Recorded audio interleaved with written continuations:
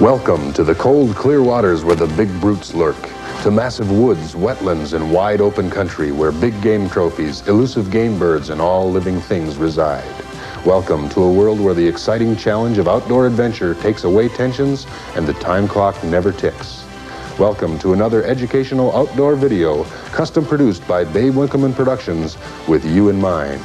Come along for explosive fishing action and never-to-be-forgotten hunting trips. Whatever the creature, we'll be your teacher. And that's not all. We'll be meeting the gurus of the great outdoors, guides and outfitters, conservationists and tournament pros. So, at least for a while, put everything else aside, sit back, relax, and let the wonders of a wilder world take you wherever you want to be.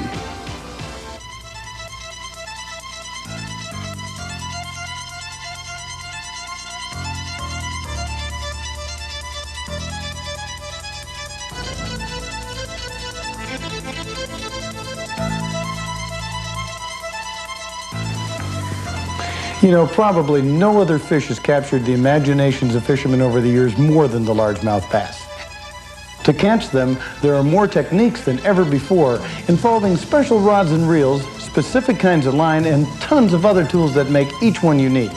The problem is many bass fishermen have all the right tools, but really don't know how to go about finding bass. And to me, that's a little like putting the cart before the horse, and it's really too bad. Because if they knew the true meaning of one single word, catching lots of bass could take the place of collecting lots of tackle. Are you ready? The word is cover, and the thicker, the better. All bass relate to it throughout their entire lives because it provides security from predators and a place to ambush food, whether it's submerged trees, weeds, rocks, docks, or other kinds of cover. Bass are obsessed with finding the best possible cover that their world can offer. And although deep water does contain cover, more often than not, the best types are found shallow, where bright sunlight produces plush vegetation and scatters shoreline debris. Because cover is so important to all bass, that's exactly why this next half hour will be devoted to a very serious look at shallow water types and how you can go to undercover, if you will, to catch more and bigger bass. So what do you say? Let's take on this first segment as it takes us to one of Old Bucket Mouth's favorite hiding spots, cattails. Now, as you start to understand the largemouth bass, one of the first things you're going to find out is that if they possibly can, anytime they can, they're going to try and work from an ambush position. The pattern I'm going to show you today allows for that in an ideal situation. Now, most people refer to this material here as cattails or cane. Either one doesn't make any difference, about the same plant. But it allows the bass the ideal situation, particularly for big bass, and I'm telling you, they use it a lot. But you know, like most other patterns, all of this is not going to hold fish. Some of it's got fish, some of it doesn't have fish. And what I want to show you is why some areas of the cane are going to hold fish, why some areas and some places in the cane will hold big fish, and why other areas that to the untrained eye might look exactly the same won't hold any fish at all. A couple of the key factors that you're looking for are this. First off, you want to make sure that you've got a few feet of water on the outside. If the cane is growing too close to shore and it just grows right there and it's only a foot or so deep, the odds of it holding any amount of fish, particularly big fish, are about slim to none. If the cane grows directly to the bottom with a thin leading edge, they offer little or no cover to hold feeding bass. On the other hand, thick cane beds, especially those with floating canopy-like edges, provide big bass with the perfect sanctuary. They not only have a variety of forage, but give the bass an optimum ambush point as well. Spots like this can hold big fish all summer. This stuff kind of looks like a veritable jungle, but if there's one thing I can tell you about it, it's ambush. Just think ambush. Think of every time you're looking for areas, what would give them the absolute optimum ambush point? Like this pocket in here. Key is this. When they sit up in these shaded pockets like this and up inside of that cane, they're going to work it one specific way, period. And that's right on the edge, tucked up underneath it, facing right on the outside. Probably the biggest single downfall guys have fishing this stuff is that they're afraid to throw up in it. Get the wrong kind of bait or wrong type of choice, and they don't get up into where the fish are, and they'll fish right by all kinds of fish, never even knowing they're there. Key is this. You're going to have to throw the bait, use the type of bait. I'm fishing a jig and a pig here with a fiber weed guard on it. But a type of a bait that you can throw right up into the last foot or foot and a half of it, chunk it right up in there, and just work that bait a little bit. he's going to sit there and take it out. Now, you're going to get hung up some, I'll guarantee you that. You're going to lose some baits once in a while, maybe. But if you get in there, you'll roust out some fish, and some awful big ones. Come on. Come on, guy. Oh. Come here. There's a number of different families of baits that work well for fishing the cane. One is a single spin spinnerbait like this. I prefer a single over a tandem because you have less chance of the blade hooking up in the cane. Now, you might also consider putting, a plastic trailer or something on the back. Some days that'll work better than others. Probably my favorite bait for this condition is a jig and a pig. Just a weedless jig with plastic weed guard like so. And I've got just an eel on the back here. You can put a little pork chunk or whatever, but I'd rather use pork on here than a plastic bait because it doesn't rip off so easy. And with this, you can throw it way back into the cane, and this keeps it from being hung up, and you can work it right back out through. Get to the edge, just leave it drop down. Now, basically, a plastic worm works the same way as that jig and a pig does. Rigged up Texas style like so. They're weedless, but you'll find that sometimes with a soft plastic worm here, it'll hang up in the cane. Fourth family is the spoons, weedless spoon, and this is another very favorite one of mine. It's a silver minnow here, and I've put a rubber skirt off the back of a spinnerbait on the back of it just to give it a little bit more of a swimming motion. Again, this is weedless enough you can throw this way back up in the edge and then just let it flutter right down the edge. Any of the four work. The key is what you've got to do is find out what the bass choose or prefer that particular day. Too many guys get hung up and say, hey, I like to fish a jig and a pig or a spinnerbait, and they never give them that variety and give the bass the chance to make the choice. They try and make the choice for the bass. A lot of times that'll cost you some big fish. And keep in mind that you want to keep covering water, but when you find an area where there's fish, then you want to concentrate and make sure you hit every little bitty pocket. Because you might have a stretch that's only 30, 40 feet long, and there might be a half a dozen or a dozen bass working that one area, and then you might go again another 200 feet before you contact the fish again. So hit them all.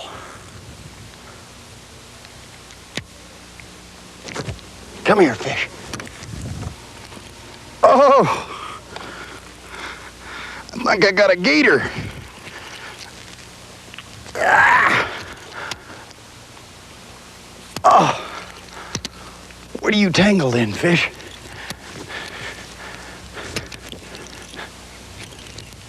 Oh my gosh. Oh. Oh, here we're. Hold on.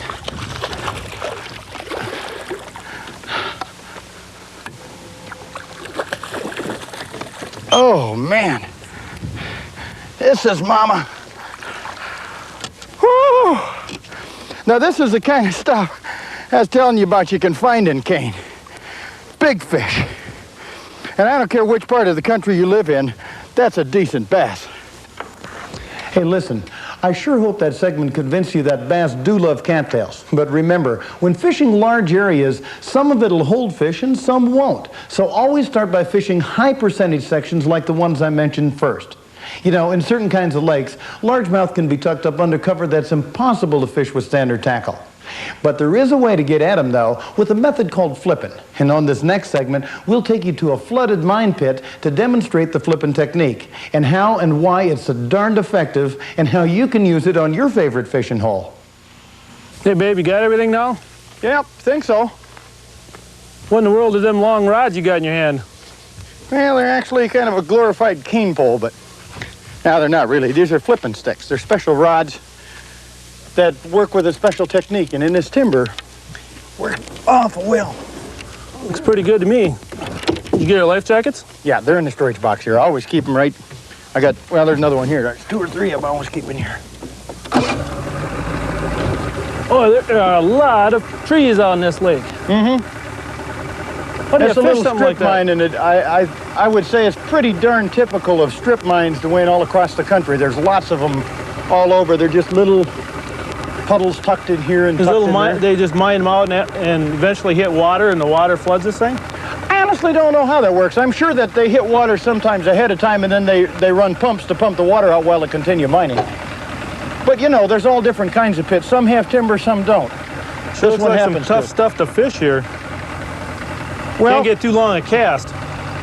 We aren't going to be doing any casting at all, if you can believe that. We might. I've got a couple other rods for spinner baits and different things too, depending upon what the bass are doing. But most of the time, right up inside of this timber, on a bright day like you've got today, those bass will hold real tight to the stumps and to the brushy cover. And that's where this flipping method comes in, because you can put a bait right in the middle of that stuff without spooking the fish. It's kind of different. I think you'll enjoy it. It takes a little while, let me also tell you, to get used to what y'all do with it. Babe, all I see here is trees, trees, and more trees. Where do you start? Well, there's a lot of different things under the water. You know, you can see right here, for example, this is the edge of the trees. There's a deep water break off here, dropping into 30, 40 feet, and there's some moss patches on the outside edges of it.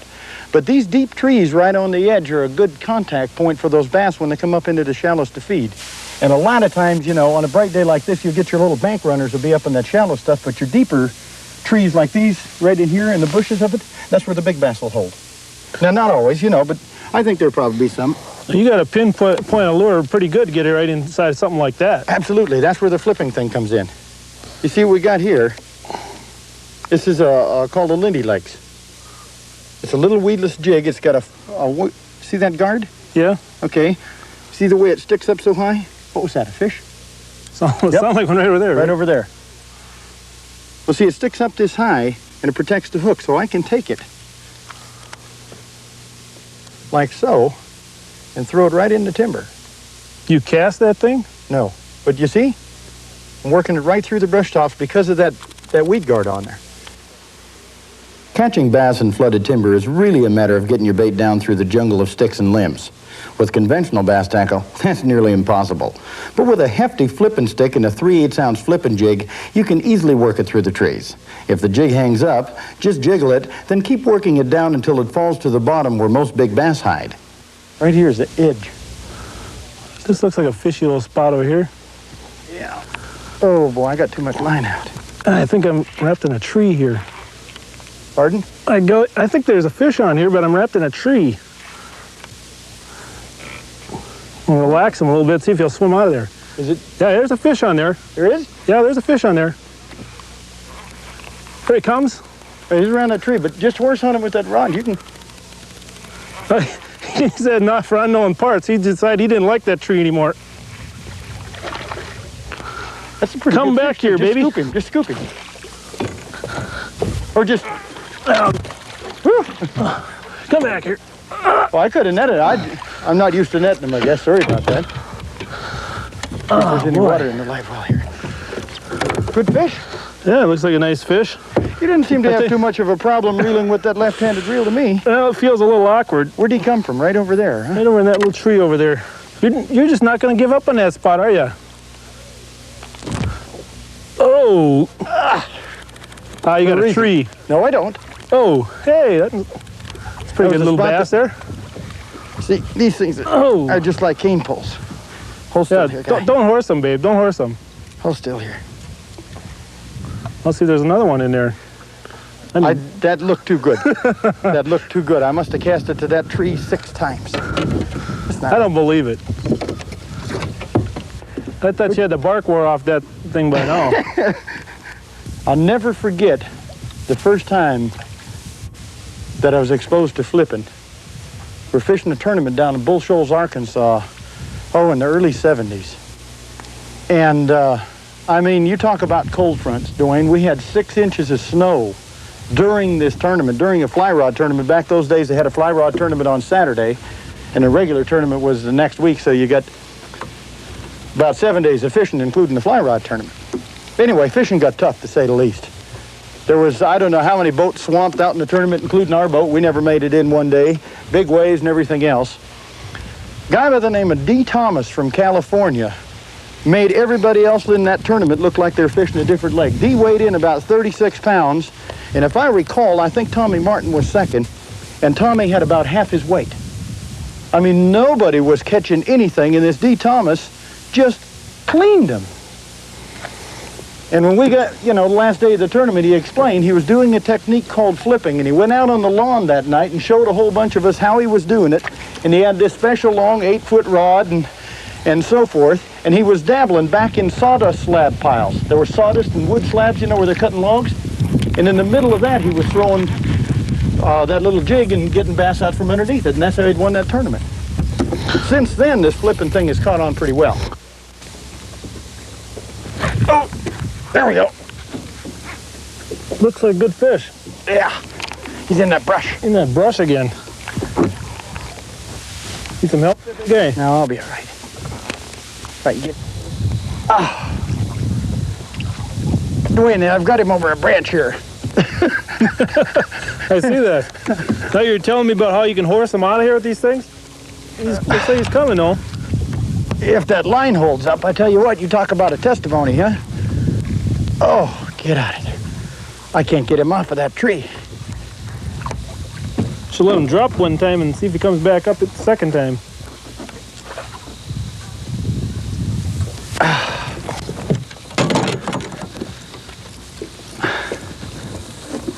I don't believe this. Ouch. That's the second time today you landed a tree with your fish. Well, I think I kind of spooked out any other ones that might be in here as well. That won't bother casting to that spot again. That's a nice scrappy bass, though. I'm yo-yoing him up and down in this tree, and I can't get his head out of there. Flipping is a technique that every serious bass fisherman should master. Besides working great on bass in flooded timber, flipping is perfect for dabbling around docks, bridge pilings, fallen trees, and a host of other situations. But the part I love about it most is that it allows me to get in close and go toe-to-toe with some big old mossback bass. And that, my friend, is fishing at its best. You know, there's a hot summer bass pattern that's probably right under your nose, especially if you fish crowded lakes. The shaded areas of boat docks and canopies provide an ideal ambush spot for big bass right during the heat of the day. And of course, there are do's and don'ts just like any pattern. So on this next segment, we'll give you a short course on the right way to fish boat docks. You know, bass fishermen are a funny breed. I guess they're no different than other fishermen, but a lot of them seem to have the habit of putting in at the axis at the north end of the lake and running clean to the south end of the lake to find good fishing. Or the opposite of that. And a lot of the times they're passing by excellent spots. One such type of situation is the pattern we want to look at in detail here today, and that's a type of cover, what you're seeing right here, boat docks. There's so many different types of docks, so many different types of situations, but you talk about the ideal place for a big bass to hide in the heat of summer, you're looking at it right here. Boat docks also provide ideal ambush areas for bass in places where natural cover has been removed or offer cover in an otherwise barren area. Now, you may think that docks attract runty bass. Many tournaments have been won by seducing a big bucketmouth out from under a boat dock. Now, one thing, when you first come to a dock, I like to start with a spinnerbait and run it down the outside edges, particularly one with, you know, so many different twists and turns and so much shade and cover as this one provides. The reason is very simply, I'm looking for any real aggressive fish that I can find, and I can catch them faster and throw to them a little bit quicker, perhaps with a spinnerbait. Also, I can keep from moving in to the dock too close and spooking any bass that might be hanging on the outside edges. Usually, though, in the bright sun, like we've got this afternoon, or at least intermittently here, your bass are going to hold fairly tight to cover.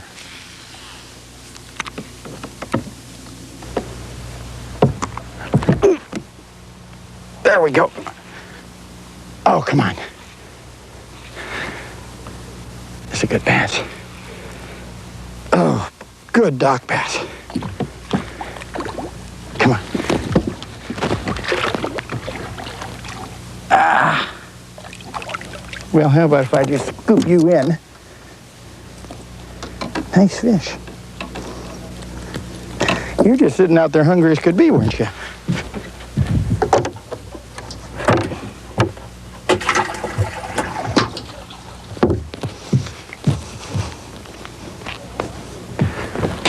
Well, where there's one, there's oftentimes others. Although with docks, that's not always the case. You can sometimes find whole schools of fish, half a dozen or 10 fish up underneath one dock. It depends upon the magnitude of the food shelf, how big it is. You see if I can get it back in that same area. And how many ambush spots and hiding spots there are. The combination of the two is what you're looking for. Simple straight docks usually attract few bass, if any at all.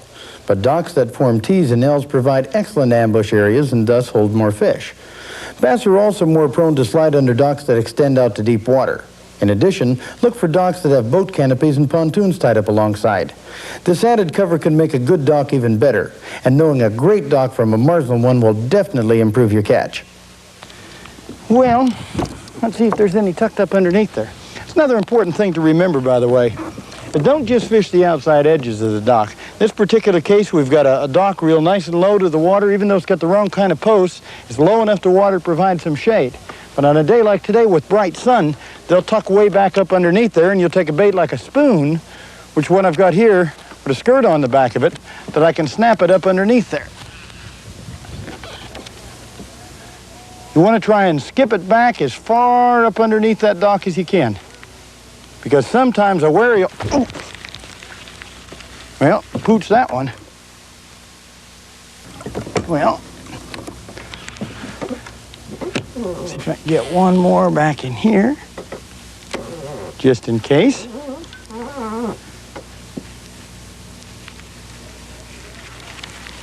Then it's on to the next dock. Let's see, those over there look pretty skinny. I think it's time we just keep right on moving.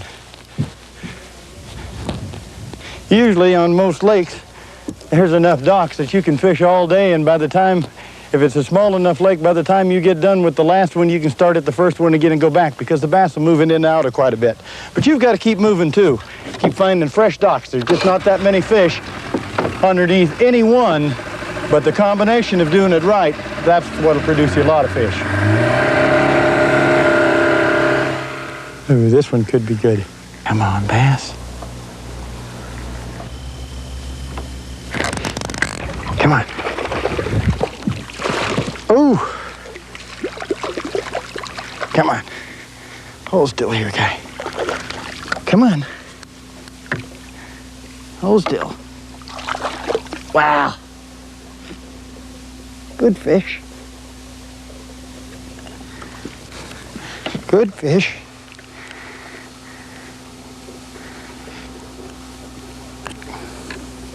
Like the little worms, huh?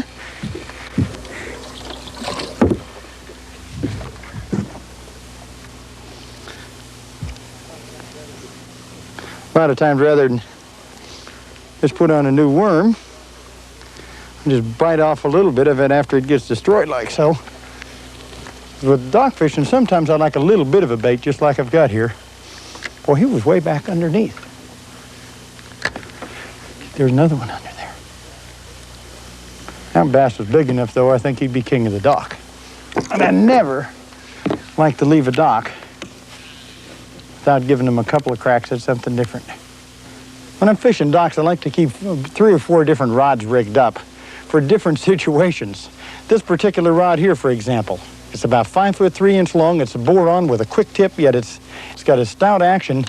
I can skip a bait back up underneath the docks. That's also my favorite little weapon with I've got a tiny 1/8 ounce jig head on here and a piece of plastic worm, about 4 or 5 inch piece, something like that. But not all days is that what they prefer.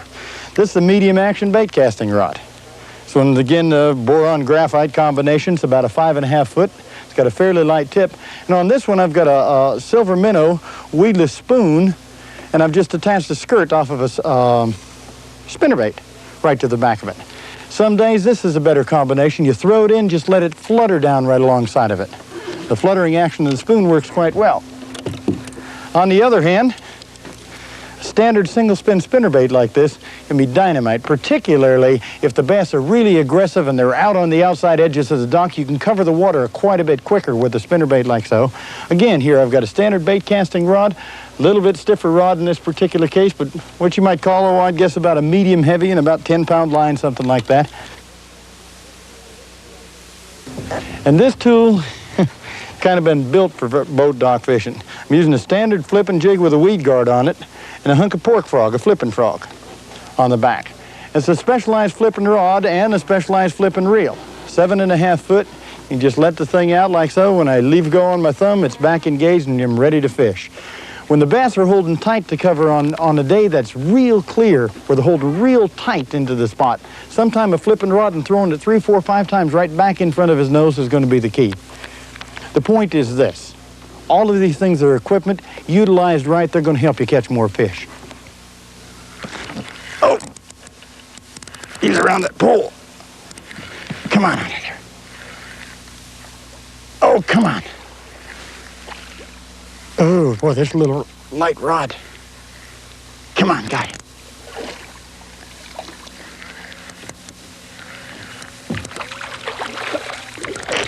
Oh, get out from underneath there.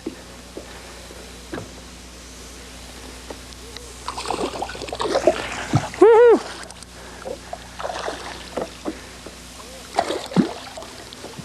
Oh.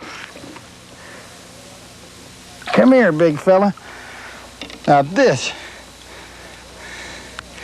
is what boat dock bass fishing is all about. You know, whether you consider yourself a pretty good outdoorsman or if you'd like to become one, there's one tip that can help you reach your hunting and fishing goals better than any other I know of. Keep on studying. Yeah, that's right. Get your hands on videos like these, read books, magazine articles, attend educational seminars at local sporting goods stores and sport shows, and of course, don't forget to watch my Good Fishing and Outdoor Secrets television series.